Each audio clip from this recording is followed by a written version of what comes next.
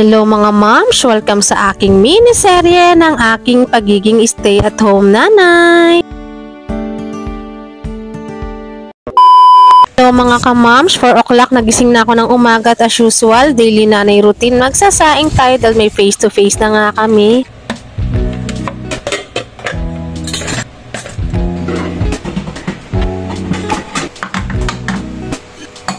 Napakabilis po talaga ng oras, no? Ayan ay 5 o'clock, mahigit na niya at binibisan ko na si Junaki. Mamaya ay papasok na nga na siya ng 5:40. Alam niyo mga mami, gustong-gusto ko mga gantong schedule at napakalamig pa nga. Tuesday, Thursday, and Friday lang naman ang pasok ng aking Junakis.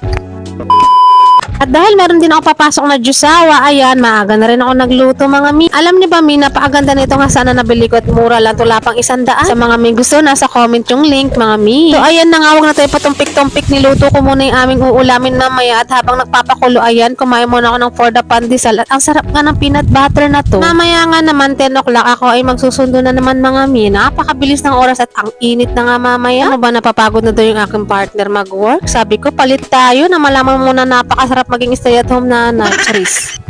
Forward, magsusundo na nga tayo kay Kuya Yuwa. Sumakay na lang din ako ng tricycle mga mi at napakainit nga naman maglakad. Maya-maya kami nakauwi na at kumain na rin po kami ng lunch. O siya, dito po muna. Salamat sa pagsama. God bless at mag-iingat.